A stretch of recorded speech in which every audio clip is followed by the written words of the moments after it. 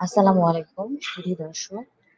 আজকে SureCell medical Bangladesh limited আয়োজিত অনুষ্ঠান সুস্থতার পথে আছি আমরা আপনার সাথে। এবং আজকে আলোচক হিসেবে আমাদের সাথে আছেন বিশেষজ্ঞ চিকিৎসক doctor A.K. Mohiuddin, orthopaedic medicine specialist consultant, SureCell medical Bangladesh limited.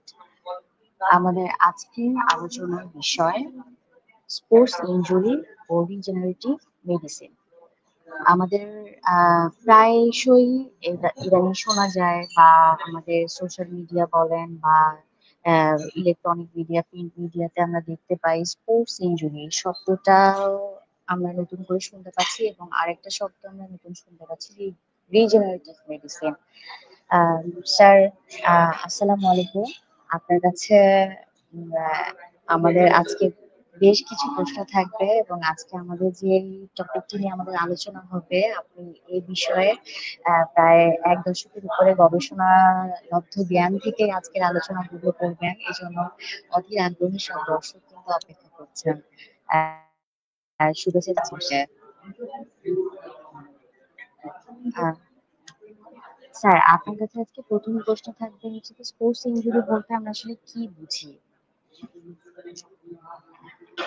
ধন্যবাদ। আসলে স্পোর্টস ইনজুরি বলতে আমরা বুঝি খেলাধুলা বা অনুশীলন বা শারীরিক যেসব ব্যায়াম করার কারণে শরীরে বিভিন্ন জায়গায় যে ধরনের ইনজুরি হয় সেগুলিকে আমরা স্পোর্টস ইনজুরি বলে থাকি।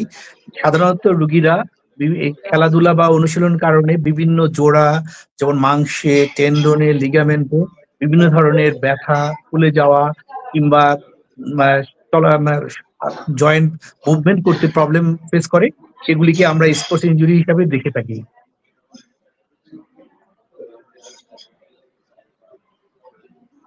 স্যার, স্পোর্টস ইনজুরি বলতে কি তাহলে এই যে জিম বা ধরেন প্রতিদিন যারা হচ্ছে গিয়ে ফিজিক্যাল এক্সারসাইজের জন্য বের হয় বা জগিং করে, এই এই সময় যদি কোনো ইনজুরি হয়ে থাকে সেটা কি আমরা স্পোর্টস ইনজুরির মধ্যে ফেলতে পারবো? হ্যাঁ, এই খেলাধুলা ছাড়াও আমাদের অনেক সময় আমরা প্রতিনিয়ত অনেক কাজ করি, রিপিটেড অনেক কাজ করি। কেউ জিমে ব্যায়াম করে বা আপনার রিপিটেড একই কাজ অনেকক্ষণ ধরে করে, কিংবা দেখা যাচ্ছে যে আঘাতজনিত কারণেও খেলাধুলার বাইরেও স্পোর্টস ইনজুরি যেসব অসুখগুলি হয়ে থাকে সেগুলিও হতে পারে সাধারণ লোকজনের। ধন্যবাদ। স্যার, এই ইনজুরি যে স্পোর্টস ইনজুরি হচ্ছে, এটা আসলে কোন কোন জয়েন্টে বা কোথায় কোথায় এই ইনজুরি গুলোর সম্ভাবনা বেশি থাকে? স্পোর্টস ইনজুরি গুলি নর্মালি আমাদের সবচেয়ে বেশি হয় হলো আসলে কিছু কিছু কিছু কিছু খেলাতে বিভিন্ন জয়েন্টে কিছু কিছু ইউজ বেশি হয় বা বেশি চান্স থাকে স্পোর্টস ইনজুরি। সাধারণত আমাদের যেসব জায়গাগুলিতে সবচেয়ে বেশি পরিমাণে খেলাধুলা জনিত কারণে আঘাত হয় সেখানে স্পোর্টস ইনজুরিগুলি বেশি হয়। যেমন শোল্ডারে আমরা নর্মালি খেলাধুলার সময় শোল্ডারের লিগামেন্ট যেমন ইনজুরি হতে পারে, মাসেল ইনজুরি হতে পারে, বোনে ইনজুরি হতে পারে। যেমন আমাদের খুব কমনলি রোটেটর কাফ টিয়ার, এটা হয় শোল্ডারে। সেটা আমাদের খেলাধুলার কারণে আহ, অনেক সময় আঘাতের কারণে হতে পারে, স্ল্যাপ লিশন হতে পারে, কিংবা আমাদের যে শোল্ডারের জয়েন্ট আছে সেখানেও আঘাতের কারণে ব্যথা হতে পারে। এরপরে আমাদের যেমন হাঁটুতে সবচেয়ে কমন, হাঁটুতে স্পোর্টস ইনজুরি সবচেয়ে বেশি হয়। হাঁটুতে আমাদের খেলাধুলার সময় বা ব্যায়ামের সময় কখনো কখনো দেখা যাচ্ছে যে আমরা হাঁটুতে ওভার ইউজের কারণেও, ভুলভাবে ব্যায়াম করার কারণেও ইনজুরি হতে পারে। যেমন হাঁটুতে সবচেয়ে কমন যেটা ইনজুরি হয়, ACL injury, meniscus injury, medial collateral ligament injury, কি অনেক সময় টেন্ডনের প্যাটেলার টেন্ডনোপ্যাথি, এই জিনিসগুলি সবচেয়ে খুব কমন হাঁটুতে হয়। এছাড়া গোড়ালিতে বিভিন্ন ধরনের স্পোর্টস ইনজুরি হতে পারে, যেমন অ্যাঙ্কেল স্প্রেন হতে পারে, টেন্ডো অ্যাকুলিস ইনজুরি হতে পারে, কিংবা রিপিটেড মুভমেন্টের জন্য, ভুলভাবে ব্যায়াম করার জন্য বা খেলাধুলার আগে ঠিক মতো যদি আমরা ওয়ার্ম আপ না করি সেক্ষেত্রে হ্যামস্ট্রিং স্ট্রেন হতে পারে, গ্লুটিয়াল মাসেলে ইনজুরি হতে পারে। এছাড়া খেলাধুলার সময় বিভিন্ন খেলোয়াড়দের যেমন ফুটবল যারা রিপিটেড অনেক সময় ডিহাইড্রেশনের জন্য বিভিন্ন ধরনের ইনজুরি হতে পারে। ধন্যবাদ। স্যার, খেলোয়াড়রা যে স্পোর্টস ইনজুরিতে আক্রান্ত হচ্ছে, এই যে আমরা বলছি যে শুধু খেলোয়াড়রা আক্রান্ত হচ্ছে, সাধারণ মানুষও কি এই ধরনের এভাবে করে কি ইনজুরি গুলো, যেভাবে করে এই যে বিভিন্ন জয়েন্টের কথা বললেন, লিগামেন্টের কথা বললেন, টেন্ডনের কথা বললেন, সাধারণ মানুষ কি ঘরে বসে এইভাবে করে একই টাইপের ইনজুরিতে আক্রান্ত হতে পারে?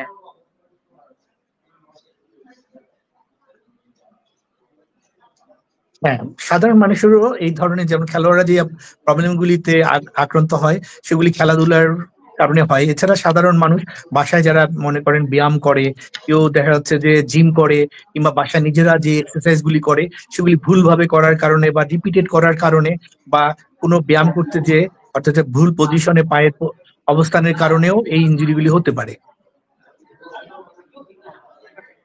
আচ্ছা, স্পোর্টস ইনজুরির চিকিৎসা আসলে আমার ইনজুরি গুলোকে আপনি বললেন স্যার, তাহলে তো চিকিৎসা ব্যবস্থা বিভিন্ন টাইপের হতে পারে। কারো কারো হয়তো কনজারভেটিভ ম্যানেজমেন্ট লাগে, কারো কারো সার্জিক্যাল ইন্টারভেনশন লাগে, বা রিজেনারেটিভ মেডিসিনের কথা আসছে।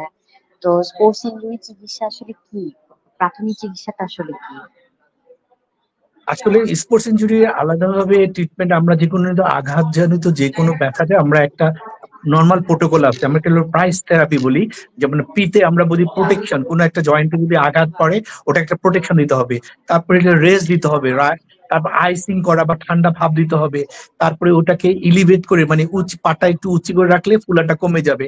এবং কম্প্রেশন ড্রেসিং, যেমন আমরা বিভিন্ন ধরনের অ্যাংলেট, স্টকিং ইউজ করি। এটা হলো প্রাইমারি ওয়ার্ল্ড ওয়াইড যে কোনো আঘাতজনিত ইনজুরিকে আমরা এই প্রোটোকলে ট্রিট করে থাকি। তারপরে আমরা কিছু বেদনানাশক ওষুধ খেতে পারি। তারপরে গরমের ব্যথা কমে গেলে আমরা 2-3 দিন পর থেকে গরম সেক দিতে পারি। আর ট্রেডিশনাল ট্রিটমেন্টে যে নর্মালি আমরা স্পোর্টস ইনজুরি বা আঘাতজনিত যে কোনো ইনজুরিতে আমরা ব্যথার ওষুধ এবং রিহ্যাবিলিটেশন এর মাধ্যমে অনেক ক্ষেত্রে আমরা ভালো হয়ে যেতে পারি। বাট ট্রেডিশনাল ট্রিটমেন্টে যেটা প্রবলেম, ব্যথার ওষুধ খাওয়া কিংবা অনেক দিন পর্যন্ত এই রোগ থেকে বেরিয়ে আসতে, খেলোয়াড়দের যে মেইনলি প্রবলেম হলো যে তারা তাদের খেলায় ফিরে যেতে চায়, তাদের যে টিস্যুটা ইনজুরি হয়েছে সেটা হিল করতে চায়, তারা অপারেশন অ্যাভয়েড করতে চায়। সেক্ষেত্রে ওয়ার্ল্ড ওয়াইড এখন নতুন একটা কনসেপ্ট স্পোর্টস ইনজুরির জন্য তৈরি হয়েছে, যে আমরা ট্রেডিশনাল ট্রিটমেন্টের বাইরে রিজেনারেটিভ ট্রিটমেন্টের এখন ওয়ার্ল্ড ওয়াইড এই ট্রেন্ডটা শুরু হয়েছে। আমরা এটা বলি মাস্কুলোস্কেলেটাল যে কোনো ইনজুরিতে আমরা এই রিজেনারেটিভ ট্রিটমেন্ট, যেটা আমরা নর্মালি মানে অর্থোবায়োলজিক্স হিসাবে ব্যবহার করে থাকি। আচ্ছা স্যার, আরেকটি প্রশ্ন সাধারণভাবে চলে আসে, সেটা হচ্ছে যে একজন খেলোয়াড় খেলা চলাকালীন অবস্থায় ইনজুরি হলো তার, সে সময় যদি তার খেলা চলমান রাখতে চায়, তখন প্রাথমিকভাবে এমন কি চিকিৎসা দেওয়া হয় যেটা উনি ওই মুহূর্তে আবার খেলাটা চলমান রাখতে পারবেন? এটা কি খুব বেশি তার জন্য হার্মফুল হয়ে যাবে, বা এই ধরনের কোনো সিদ্ধান্ত কি নেওয়া হয় তখন, যারা চিকিৎসা দিয়ে থাকেন বা চিকিৎসারত অবস্থায় যারা থাকেন তারা তখন ওই মুহূর্তে কি করেন? আসলে আমরা যেটা ট্রেডিশনাল ট্রিটমেন্ট, সেটা আসলে সেটার খেলাতে ফিরে যেতে সময় বেশি লাগে। স্বাভাবিক যেটা হিল ইনজুরি থাকলে এটা হিল হতে লাগে, অপারেশন করলে সেটা রিহ্যাব সহ অপারেশন সহ দীর্ঘ সময়ের পরে তার স্বাভাবিক খেলা যেতে হতে পারে। তো সেজন্য এখন আমাদের কাছে এই নতুন একটা কনসেপ্ট, যেটা রিজেনারেটিভ মেডিসিন। এটা হলো আপনাকে খুব তাড়াতাড়ি অপারেশন ছাড়া আপনার ব্যথা থেকে মুক্ত পাবেন, হিল হয়ে যাবে, আপনি তাড়াতাড়ি খেলায় ফিরে যেতে পারবেন, সার্জারি অ্যাভয়েড করতে পারবেন।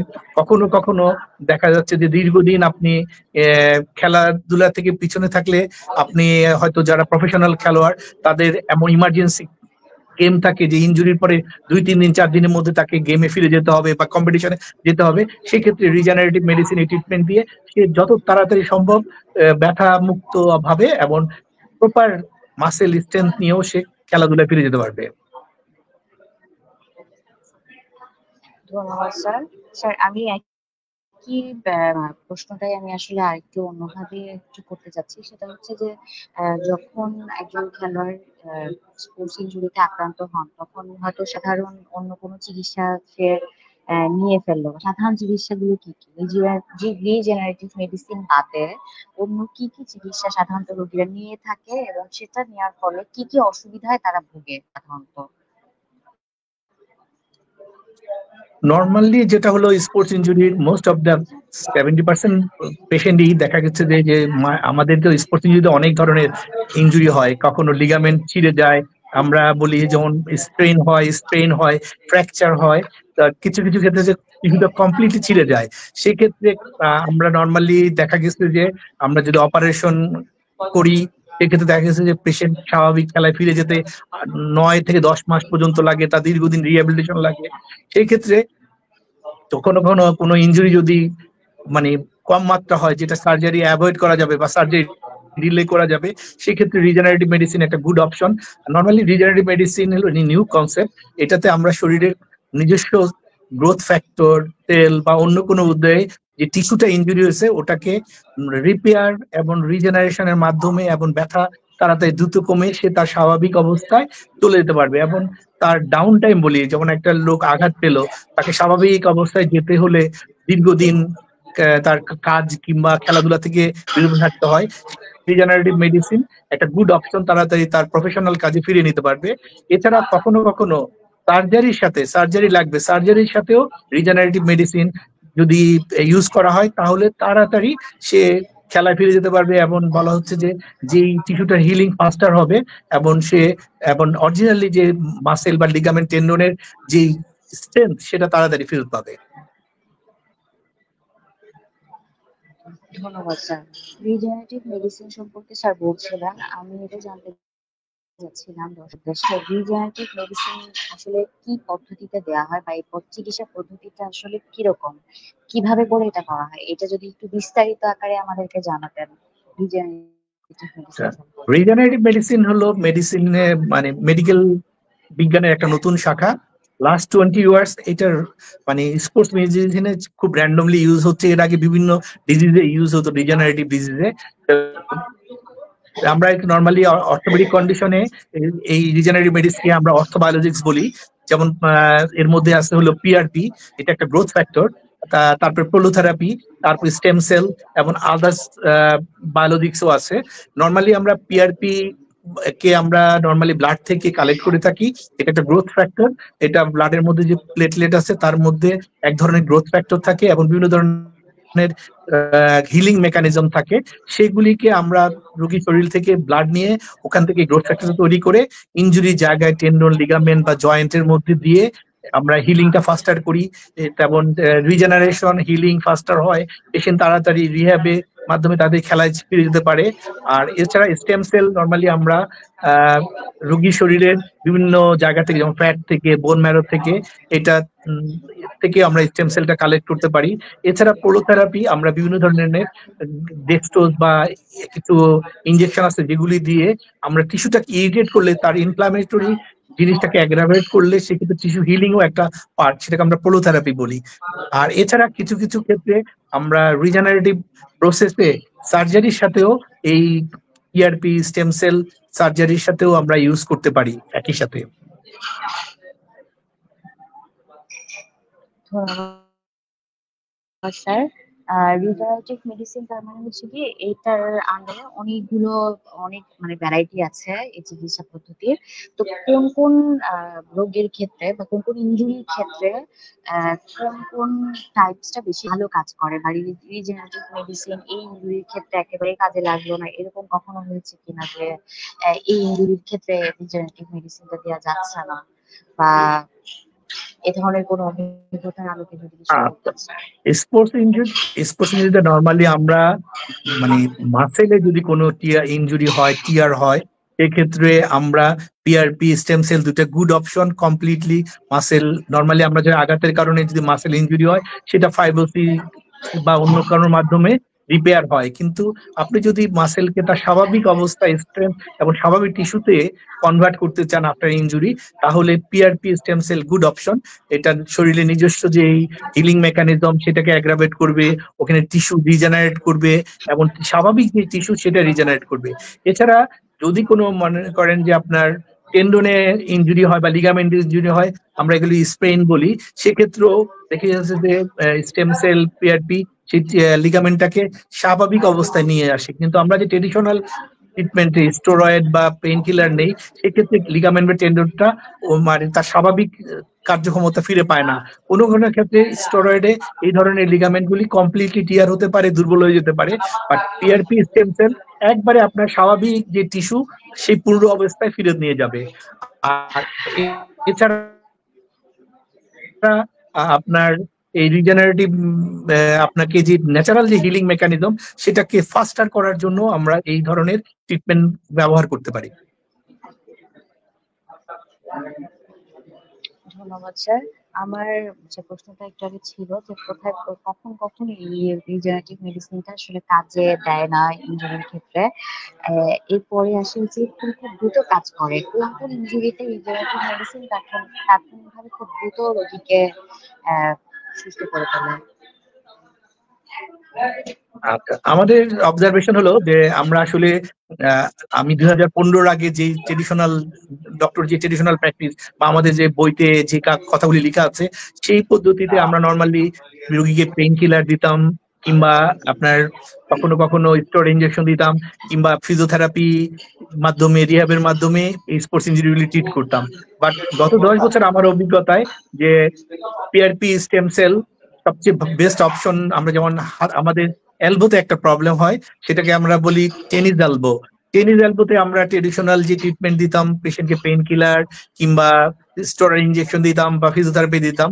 কিন্তু দেখা গেছে যদি টেনিস এলবোতে বা গলফার্স এলবো এই দুটাতে আমরা যদি পিআরপি দিই, তাহলে পিআরপি দিলে টিস্যু হিলিং একবারে স্বাভাবিক অবস্থায় ফিরে আসবে রুগী।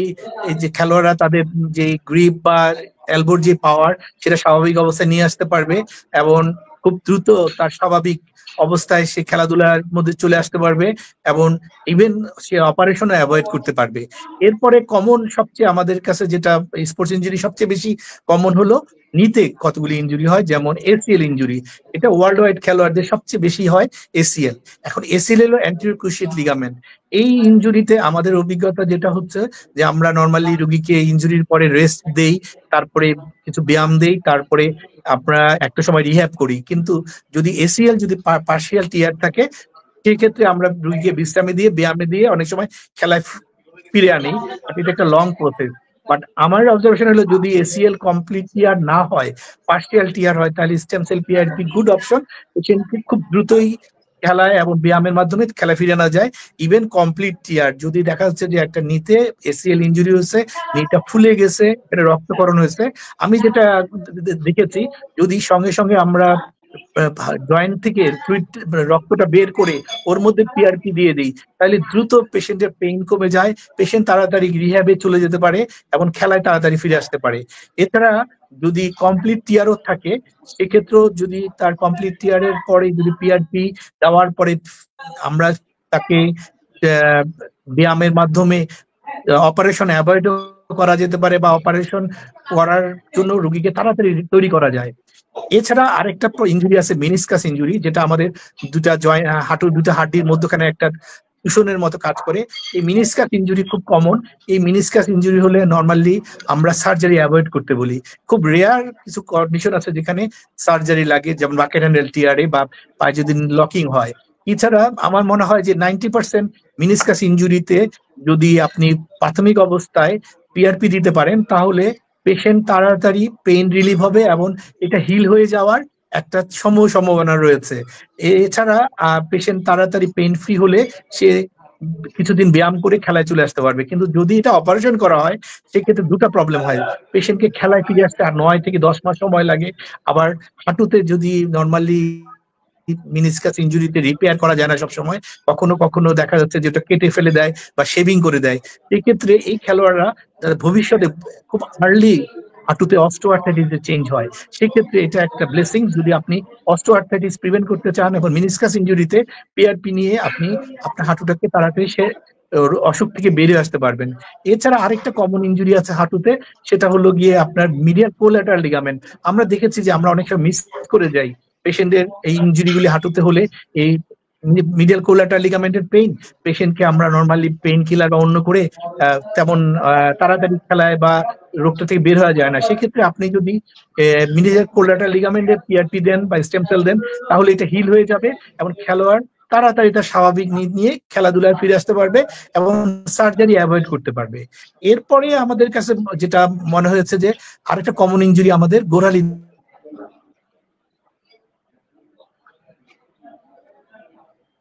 গোড়ালিতে আমাদের নর্মালি অ্যাঙ্কেল স্প্রেন হয়, এটা খুব কমন।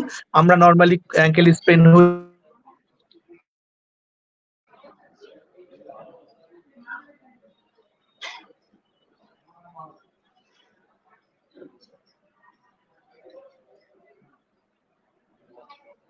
দর্শক, নেটওয়ার্ক সমস্যার কারণে হয়তো আমরা ডক্টর মহিউদ্দিনের সাথে বর্তমানে সংযোগ বিচ্ছিন্ন হয়ে গিয়েছে আমাদের। পিআরপি সম্পর্কে খুব তথ্যবহুল কিছু আলোচনা হচ্ছিল। আপনি যদি লেগে থাকে তাহলে কমেন্ট সেকশনে আপনার প্রশ্ন করতে পারেন। উত্তর আপনারা বিশেষজ্ঞ চিকিৎসকের কাছ থেকে সাথে সাথে পেয়ে যাবেন। স্যার, শিওরসেল মেডিকেল 10 বছর ধরে স্বাস্থ্যসেবায় আমাদের যেটা বলছিলাম যে আমাদের অ্যাঙ্কেলে জয়েন্ট পেইনের সার্জারির বিকল্প যুগান্তকারী চিকিৎসা পদ্ধতি স্টেম সেল ও পিআরপি। হাঁটু ব্যথা যেমন অস্টিওআর্থ্রাইটিস, লিগামেন্ট বা মেনিসকাস ইনজুরির কার্যকর সমাধান। হিপ জয়েন্টের এভিএন বা অ্যাভাসকুলার নেক্রোসিস। কাঁধের ব্যথা যেমন ফ্রোজেন শোল্ডার বা রোটেটর কাফ ইনজুরি। কোমরের ব্যথা যেমন টেনিস এলবো ও গলফার্স এলবো। গোড়ালি, ঘাড় এবং স্পোর্টস ইনজুরিতে সার্জারির বিকল্প সমাধান স্টেম সেল ও পিআরপি। 10 বছরে সফলভাবে 25,000-এরও বেশি চিকিৎসা সম্পূর্ণ করেছেন ডক্টর AKM মহিউদ্দিন। আমাদের ডার্মাটোলজি বিভাগে রয়েছে ত্বক, চুল, অ্যান্টি এজিং এবং যৌন সমস্যার উন্নত চিকিৎসা। সর্বাধুনিক প্রযুক্তির পাশাপাশি আছেন অভিজ্ঞ চিকিৎসক ডক্টর মোহাম্মদ মুনতাসির ইসলাম। বিস্তারিত জানতে যোগাযোগ করুন SureCell medical, plot 2, road 21, Gulshan 1, Dhaka. Sir, আমরা আবার ফেরত এসেছি। আপনি একটা গুরুত্বপূর্ণ বিষয় নিয়ে আলোচনা করছিলেন, পিআরপি। আমরা সেখান থেকে আবার শুরু করছি। আমি বিরতির আগে যেটা বলছিলাম যে আমাদের গোড়ালিতে সবচেয়ে বেশি প্রবলেম হয়, আমরা অ্যাঙ্কেল স্প্রেন বলি। নর্মালি সবাই খেলোয়াড় বা খেলোয়াড়দের ছাড়া সবারই হতে পারে। এক্ষেত্রে ট্রেডিশনালি আমরা সেটাকে বিশ্রাম ব্যথার ওষুধ খাই, আইসিং করি, গরম শেক দিয়ে অনেক সময় প্লাস্টার করে রাখি দীর্ঘদিন। কিন্তু আমাদের অবজারভেশন হলো যদি আমরা খেলোয়াড়দেরকে অ্যাঙ্কেল স্প্রেনে যদি আমরা পিআরপি বা স্টেম সেল দেই, খেলোয়াড়রা খুব দ্রুতই তার স্বাভাবিক অবস্থায় খেলা ফিরে আসতে পারবে এবং প্লাস্টার এবং পেইন কিলার এটা অ্যাভয়েড করতে পারবে। এছাড়া আমাদের গোড়ালির পিছনে একটা আমাদের সবচেয়ে একটা টেন্ডন আছে, সেটা বলা হয় টেন্ডো অ্যাকিলিস। খেলোয়াড়দের এখানে টেন্ডনে ইনজুরি হতে পারে, টেন্ডনোপ্যাথি হতে পারে। সেক্ষেত্রে পিআরপি স্টেম সেল একটা গুড অপশন। এক্ষেত্রে আমরা পিআরপি স্টেম সেল দিলে বেশি কিছুদিন ব্যায়ামের পরে পেশেন্ট খেলোয়াড়রা তাড়াতাড়ি খেলাতে ফিরে যেতে পারবে। এটা হলো আরেকটা সুবিধা। এছাড়া আমাদের বিভিন্ন ধরনের ব্যায়াম করার সময় বিভিন্ন মাসেলে টিয়ার হতে পারে বা রিপিটেড আমরা ভুলভাবে ব্যায়াম করার কারণে বিভিন্ন ধরনের টেন্ডিনোপ্যাথি হতে পারে। সেক্ষেত্রে PRP stem cell good option আপনার এই প্রবলেমগুলি সলভ করার জন্য। ধন্যবাদ স্যার। এই একই বিষয় নিয়ে আরেকটি প্রশ্ন রাখতে চাচ্ছি, সেটা হচ্ছে যে PRP therapy, PRP stem cell therapy দিলে একটা সেশনে কি পরিবর্তনটা বুঝতে পারবে রোগী, বা একটা সেশন নেওয়ার পরে কতদিনের মধ্যে সে পরিবর্তনটা বুঝতে পারবে? আসলে আমাদের ডিপেন্ড করে যে ইনজুরিটা কতটা বেশি। কখনো কখনো মাইল্ড ইনজুরিতে আমরা একটা সেশন করে দেই এবং এটা একটা হিলিং এর একটা সময় লাগে। যে কোনো ইনজুরি প্রথমে নর্মালি পেশেন্টের পেইন এবং সোয়েলিং নিয়ে পেশেন্ট প্রেজেন্ট করে। দেখা গেছে যে যদি পেইন এবং সোয়েলিংটা কমে যায় তাহলে পেশেন্ট তাড়াতাড়ি খেলায় ফিরে আসতে পারবে। সেক্ষেত্রে পিআরপি একটা সেশনের পরে পেশেন্ট তাড়াতাড়ি বেটার ফিল করবে এবং সে তার স্বাভাবিক খেলাধুলায় ফিরে যেতে পারবে। এর বাইরে যেটা হয় যে দেখা গেছে নর্মালি টিস্যু হিলিং এর যে সময়টা, নর্মালি একটা টিস্যু ইনজুরি হলে 6 to 8 উইকস লাগে এটা হিল হতে। তো সেই সময়ের জন্য আমরা কখনো কখনো যদি ইনজুরিটা বেশি থাকে আমরা 2-3টা সেশনও 14 দিন থেকে 3 সপ্তাহ পর পর এই ধরনের ট্রিটমেন্ট করে থাকি। এটা নর্মালি সিম্পল একটা ইনজেকশনের মাধ্যমে আমরা করে থাকি। এখানে কোনো অপারেশনের কোনো অপশন না। আমরা জাস্ট যে ইনজুর্ড পার্টটা সেটাকে হিল করার জন্য লোকালি পিআরপি বা স্টেম সেল দিই। আচ্ছা স্যার, একই মানে এই ধারাবাহিকতা আরেকটা কথা চলে আসে, সেটা হচ্ছে যে যে কয়েকটা সেশন নিতে হয় পিআরপি স্টেম সেল থেরাপি, এটা সর্বনিম্ন হয়তো আপনি আপনার আলোচনায় এসেছে একবার যে 4টা সেশন সাধারণত লাগে মিনিমাম। আর সর্বোচ্চ কয়টা সেশন পর্যন্ত রোগীকে দেওয়া লেগেছে এর আগে যে কোনো ধরনের? আসলে আমরা নর্মালি যেটা বললাম যে ইনজুরির উপর ডিপেন্ড করে আমরা নর্মালি 3টা থেকে 4টা সেশন দিয়ে থাকি। কখনো কখনো একটা সেশনই এনাফ, কখনো যদি অ্যাকুইট ইনজুরি এবং অল্প মাত্রায় যেটা একটা স্পেন হয়েছে বা একটা ছোট্ট একটা লিগামেন্টে, কারণ গ্রেডিং আছে একটা, যদি ইনজুরি গ্রেডিং থাকে স্টেজ 1, 2 বা গ্রেডিং 1, 2, 3, তার উপর ডিপেন্ড করে আমরা 1টা থেকে 3টা সেশনই এনাফ আপনার এই ধরনের ইনজুরির জন্য। এর পরবর্তী যেটা লাগে যে আমরা নর্মালি ইনজেকশনের পরে পেশেন্টকে একটু রিহ্যাব লাগে, ফিজিওথেরাপি বলি যেটা আমরাকে, সেটাও আপনার প্রায় 2-3 সপ্তাহ ফিজিওথেরাপি নিলে সে পেশেন্ট তার স্বাভাবিক মাসেল পাওয়ার এবং কার্যক্ষমতা এবং মোবিলিটি পুরোটাই ফিরে পাবে। ধন্যবাদ স্যার। স্যার, এই যে কয়েকটা সেশন যাদের নিতে হয় পিআরপি স্টেম সেল থেরাপি, প্রত্যেকটা সেশনের মাঝখানে কতদিন ইন্টারভেলে আপনারা এইটা দিয়ে থাকেন, কতদিন গ্যাপ থাকতে হয়? নর্মালি আমরা যদি অ্যাকুইট কন্ডিশনের কোনো ইনজুরি পাই এবং পেশেন্টের রিসেন্টলি কোনো খেলায় ফিরে যেতে হবে তাড়াতাড়ি, সেক্ষেত্রে আমরা 3 দিন থেকে 7 দিন পর পরই 2টা বা 3টা সেশন করে দিই। আর যদি দেখা যাচ্ছে একটা ক্রনিক ইনজুরি বা সে একটা খেলাধুলার মধ্যে আঘাত পেয়েছে অনেকদিন পরে আসছে, সেক্ষেত্রে আমরা নর্মালি 14 দিন থেকে 3 সপ্তাহ পর পর 3টা সেশন করে দিয়ে থাকি। আচ্ছা, ধন্যবাদ স্যার। আসলে পিআরপি স্টেম সেল থেরাপি সম্পর্কে এক কথা আমরা জানলাম আপনার কাছ থেকে এই বিষয়টা সম্পর্কে।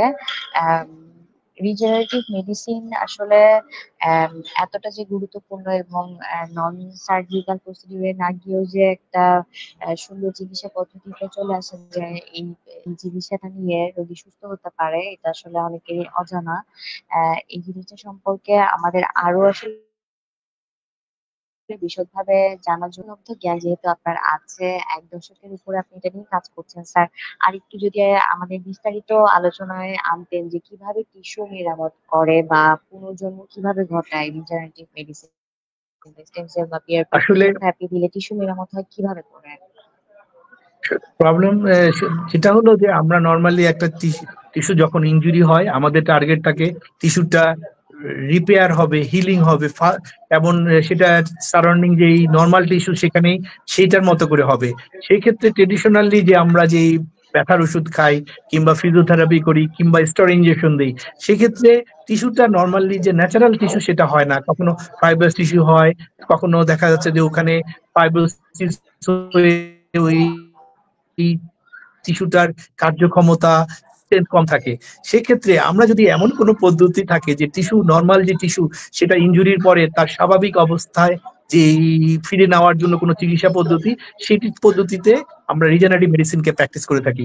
রিজেনারেটিভ মেডিসিনে যেমন পিআরপিতে থাকে গ্রোথ ফ্যাক্টর, এই গ্রোথ ফ্যাক্টরগুলি এই টিস্যুর হিলিং যে প্রসেস এটাকে ফাস্টার করবে, তারপরে সারাউন্ডিং টিস্যু থেকে ইম্পালস আনবে, যেখানে একটা ইনজুরি হয়েছে তোমার এটা হিল করতে হবে এবং ন্যাচারাল হিলিং করতে হবে, এবং নর্মাল টিস্যুর যেই ভলিউম সেটাও সে মেনটেন করবে। এছাড়া স্টেম সেলও সেম পদ্ধতিতে, স্টেম সেল আমরা নর্মালি সেল বলি, যেখানে যদি কোনো গ্যাপ থাকে বা সেল কম থাকে সেক্ষেত্রে সে নিজেই কনভার্ট হবে ওই সেলে। যেমন একটা যদি টেন্ডন ইনজুরি হয় সে টেনোসাইটে কনভার্ট হবে, যদি বোনে কোনো ইনজুরি থাকে বোন সেলে কনভার্ট হবে, লিগামেন্ট ইনজুরি থাকলে লিগামেন্টের সেলে সে কনভার্ট হবে। এটা হলো, এবং সে সারাউন্ডিং যেই ইনজুরি পার্ট আছে সেখানে সিগন্যাল পাঠাবে যে তোমার এখানে একটা ইনজুরি হয়েছে। সেই ক্ষেত্রে এটা প্যারাকাইন ইফেক্টেও সে লোকালিও প্যারাকাইন ইফেক্টে এই টিস্যুটাকে হিল করতে সে বডির যে নিজস্ব হিলিং মেকানিজম সেটাকে সে ইম্পালস দিবে এবং টিস্যু হিলিং এর হেল্প করবে। ধন্যবাদ স্যার। আচ্ছা, এই যে স্যার আরেকটা যেহেতু একটা বিশেষ পেশার মানুষেরা এই রোগে আক্রান্ত হচ্ছে স্পোর্টস ইনজুরিতে, মানে আমি খেলোয়াড়দের কথাই বলি, ক্রীড়াবিদরা আপনাদের সাথে বা মেডিসিনটা নিবে আসলে কিভাবে করে, কার সাথে তারা যোগাযোগ করবে, বা তাদের হয়তো টিম থেকে ফিজিশিয়ান ফিক্সড করা থাকে, কিন্তু এই রিজেনারেটিভ মেডিসিনের অপশনে তাদের যেতে হলে তারা কিভাবে করে আগাবে আপনাদের দিকে? আসলে আমি যেটা দেখেছি যে আসলে খেলাধুলা জনিত আঘাত, স্পোর্টস ইনজুরি আমাদের দেশে নর্মালি আমরা অর্থোপেডিক্স ডক্টররা এটা ম্যানেজমেন্ট করি। এখন আরো নতুন ব্রাঞ্চ হয়েছে, ফিজিক্যাল মেডিসিনের ডক্টর আছে, আবার ফিজিওথেরাপিস্টরাও অনেকে এই স্পোর্টস ইনজুরি পেশেন্টকে ম্যানেজ করে। নর্মালি আমরা যেটা মনে করি, স্পোর্টস ইনজুরির যে প্রবলেমগুলি সেটা একটা টিম ওয়ার্ক। সেখানে আপনার অর্থোপেডিক্স ডক্টরের রোল আছে, ফিজিওথেরাপিস্টের রোল আছে, এবং যারা ফিজিওথেরাপিস্ট তাদের একটা বড় রোল আছে। সুতরাং আমার হলো যে পেশেন্টটার যে ইনজুরি হোক, তার একটা প্রপার গাইডলাইন থাকবে যে তার নর্মাল ট্রেডিশনের বাইরে যে রিজেনারেটিভ ট্রিটমেন্ট, সেটার পরে আমরা মনে করি আমাদের ফিজিওর যেই প্রোটোকল আছে সেটা মেনটেন করবে। এমন ফিজিক্যাল মেডিসিনের লোকও এখন এই স্পোর্টস ইনজুরি বা যে কোনো ধরনের ইনজুরি ট্রিটমেন্ট করে থাকে। তো আমরা মনে করি যে আপনি যারা এই ধরনের আঘাত বা অন্য খেলাধুলা জনিত আঘাত বা অন্য কোনো আঘাতে স্পোর্টস জনিত ইনজুরি যে প্রবলেম গুলি হয় সেগুলি নর্মাল লোকেরও হয়, এক্ষেত্রে আপনি প্রপার গাইডলাইন থাকতে হবে যে আপনি আধুনিক এবং নিউ কনসেপ্ট কি কি আছে। ট্রেডিশনাল ট্রিটমেন্ট আমরা সবাই জানি, সেই ক্ষেত্রে শুধু আমি না, আরো অনেকেই এই ধরনের ট্রিটমেন্ট এখন করে থাকছে। কারণ ওয়ার্ল্ড ওয়াইড এটা একটা গত 2 দশকে পৃথিবীতে খেলোয়াড়রাই এটাকে সবচেয়ে পপুলারিটি করেছে, এবং স্পোর্টস ইনজুরিতে বিরাট একটা জায়গা তৈরি করছে রিজেনারেটিভ মেডিসিন। কারণ পৃথিবীর যত দামি দামি খেলোয়াড় আছে সবাই এই ধরনের চিকিৎসাতে অভ্যস্ত। সুতরাং কারো কোনো চিন্তা ব্যাপার নাই যে এটা কিরকম ধরনের চিকিৎসা বা এটা আবার ক্ষতি হবে কিনা। পৃথিবীর বিলিয়ন বিলিয়ন ডলারের যাদের ইন্স্যুরেন্স করা আছে, বিভিন্ন ধরনের খেলোয়াড়, তাদের কেউ এই চিকিৎসা গত 2 দশক ধরে তারা এই চিকিৎসা নিচ্ছে। ধন্যবাদ স্যার। স্যার, পিআরপি বা স্টেম সেল থেরাপি যারা নিচ্ছেন তাদের কি এর আগে থেকে কোনো প্রস্তুতি নেওয়ার প্রয়োজন আছে যে এই প্রসিডিউরের আগে রোগীকে এই ওষুধগুলো খাওয়া যায় না বা এই কাজগুলো করা যাবে না, বা এ ধরনের কোনো প্রস্তুতি তাদের নিতে হয় কিনা? আসলে পিআরপি বা স্টেম সেল এটার একটা প্রোটোকল আছে, যে আমরা যেহেতু একটা হিলিং মেকানিজম দিয়ে কাজ করি, ইনফ্লামেশন আমাদের লাগে হিলিং এর জন্য, রিজেনারের জন্য। যারা কোনো খেলাধুলা জনিত আঘাতে কারণে দীর্ঘদিন বা অ্যাকুইট কন্ডিশনে বিভিন্ন লিগামেন্ট, টেন্ডন, মাসেল বা জয়েন্টে প্রদাহ জনিত কারণে বা আঘাতজনিত কারণে ভুগছেন, তারা পিআরপি নেওয়ার আগে বা স্টেম সেল নেওয়ার আগে আপনারা 5 দিন আগে কোনো ধরনের ব্যথার ওষুধ খাবেন না। ব্যথার ওষুধ যেহেতু প্রদাহ কমায় দেয়, কিন্তু আপনি যদি পিআরপি স্টেম সেলকে অ্যাপ্রোপ্রিয়েট এনভায়রনমেন্ট দেন কাজের জন্য, সেক্ষেত্রে ব্যথার ওষুধটা আপনারা অ্যাভয়েড করবেন। কেউ যদি স্টেরয়েড নিয়ে থাকেন, আমরা মনে করি যে 4 থেকে 6 সপ্তাহ আগে যারা স্টেরয়েড নিয়েছেন কোনো জয়েন্টে, সেখানে পিআরপি না দেওয়াটা ভালো। 4 থেকে 6 সপ্তাহ পার হওয়ার পরে আপনি পিআরপি বা স্টেম সেল ইউজ করবেন। এর পরবর্তীতে হলো যে আপনি যদি স্টেম সেল পিআরপি করতে চান, সেক্ষেত্রে যে আপনি কোনো ধরনের মুখের যদি স্টেরয়েড জাতীয় কোনো ওষুধ, অনেক সময় কিছু কিছু রুগী আছে যে তাদের দীর্ঘদিন স্টেরয়েড খেতে হয়, সেটা বন্ধ করবেন 3 দিন আগে অন্তত। তারপরে হলো আপনি যদি কোনো ধরনের সিগারেট খাওয়ায় আসক্ত থাকেন, বা যারা অ্যালকোহল, সিগারেট এইগুলিতে যারা আসক্ত থাকেন, তারা এটা অ্যাটলিস্ট যেদিন পিআরপি স্টেম সেল করবেন তার 2-3 দিন আগে এটা অ্যাভয়েড করবেন। এবং এই প্রচুর পিআরপি স্টেম সেল করার পর হাইড্রেশন মেনটেন করাটা আরেকটা ইম্পর্টেন্ট। আপনি প্রচুর পরিমাণে পানি খাবেন। ইভেন যারা খেলোয়াড়রা, আমরা মনে করি পিআরপি বা স্টেম সেল করার আগে যদি ফাস্টিং থাকে, তাহলে এটা বেটার রেজাল্ট পাওয়া যায়, কারণ রক্তের মধ্যে ফাস্টিং এর গ্রোথ ফ্যাক্টর গুলি বেশি পাওয়া যায়। এর পরবর্তীতে যারা মনে করেন যে অপারেশন করেছেন, তারপরেও বিভিন্ন ধরনের প্রবলেম আছে, যে দেখা গেছে অপারেশনের পরেও তার প্রবলেমটা সলভ হয় নাই, তার কিছু ক্রনিক পেইন আছে বা ডিফিকাল্টি আছে, সেক্ষেত্রে আপনারা আমাদের সাথে যোগাযোগ করতে পারবেন। আমরা অপারেশনের পরেও কমপ্লিকেশন, অপারেশনের পরেও যদি কোনো পেইন থাকে, সেটারও আমরা ম্যানেজ করে থাকি।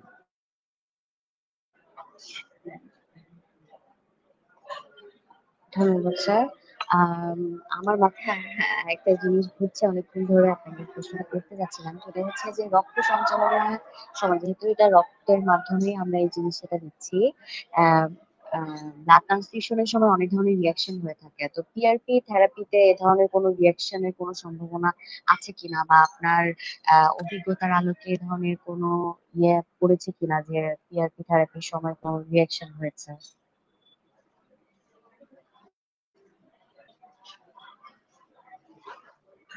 আচ্ছা, পিআরপি নরমালি যেহেতু আমরা এটা অটোলোগাস বলি, মানে আমরা যার চিকিৎসা দিব তার শরীর থেকে নেই, সুতরাং এখানে মানে ব্লাডের কারণে কোনো রিয়াকশন, যেটা ব্লাড ট্রান্সফিউশনে নরমালি আমরা অন্য জনের ব্লাড শরীরে দিই, বাট এটাতে নিজের অটোলোগাস নিজের থেকে নিজের নেওয়া হয়।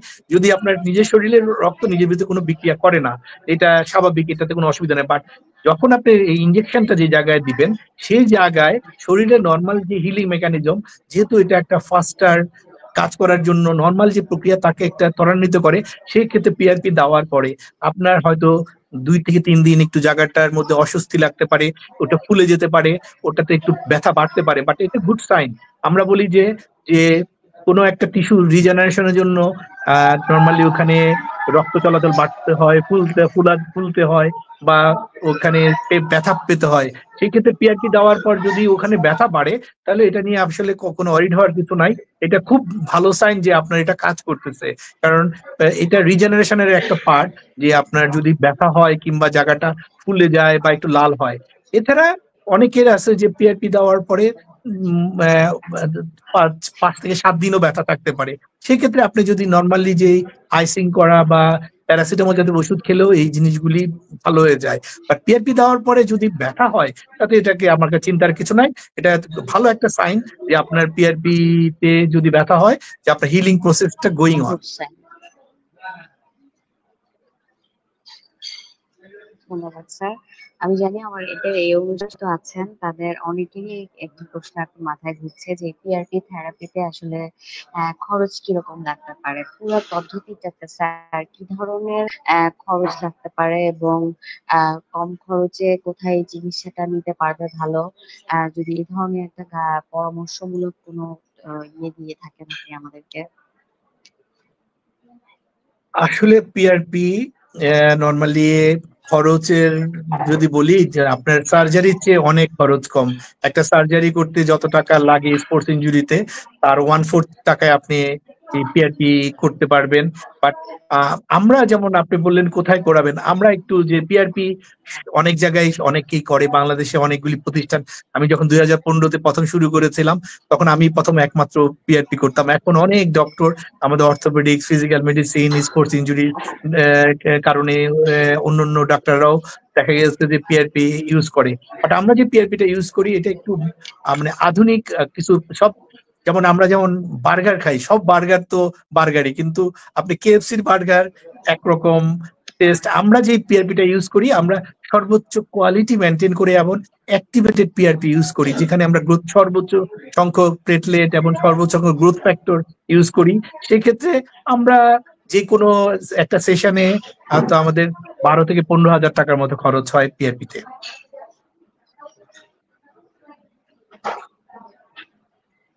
একটা কোয়ালিটি সার্ভিস এত কম খরচে আসলে পাওয়া, এটা আসলে অবিস্মরণীয়। আচ্ছা স্যার, আরেকটা মানে আমরা আলোচনার শেষের দিকে চলে এসেছি, যেটা না বললেই না, সেটা হচ্ছে এই চিকিৎসা পরবর্তী পদ্ধতি, মানে পিআরপি বা স্টেম সেল থেরাপি নিল রোগী, এর পরবর্তীতে তাদেরকে কি কি নিয়ম বা কি কি জীবন প্রণালী, কি ধরনের পরিবর্তন আনতে হবে, এ ধরনের কোনো পরামর্শ যদি আপনি একটু দিতেন। পিআরপি পদ্ধতিতে চিকিৎসার পরে আমাদের একটা পেশেন্টদের কিছু অ্যাডভাইস দিয়ে দিই, যে তার প্রথম 2-3 দিন সে যদি ইঞ্জেকশনের জায়গাটাতে সে আইস দিবে। যদি ব্যথা বা অন্য কোনো বাড়ে, তাহলে সে পরবর্তীতে 3 দিন পর থেকে গরম সেক দিতে পারবে, তার সাথে প্যারাসিটামল খেলেও ব্যথাটা চলে যায়। এরপরে আমরা যেটা করি সেটা হলো খেলোয়াড়দের জন্য খুব ইম্পর্টেন্ট, আপনার এটা হলো রিহ্যাব। আমরা রিহ্যাব বলি যে টিস্যুটাকে তার স্বাভাবিক কার্যক্ষমতা, হিলিং এর পরে, যেহেতু অনেকদিন তার ইনজুরির পরে তার কার্যক্ষমতা কমে যায় বা তার মোবিলিটি কমে যায়, সেই কারণে আমরা পেশেন্টকে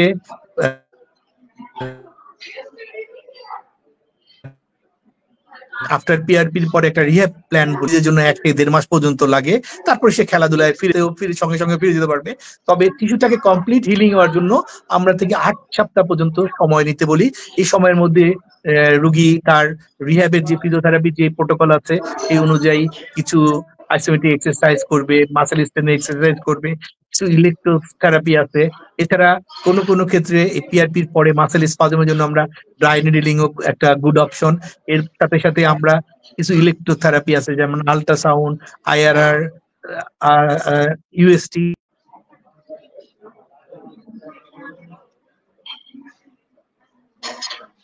ধন্যবাদ স্যার। আসলে আজকে আমরা অনুষ্ঠানের শেষ পর্যায়ে চলে এসেছি।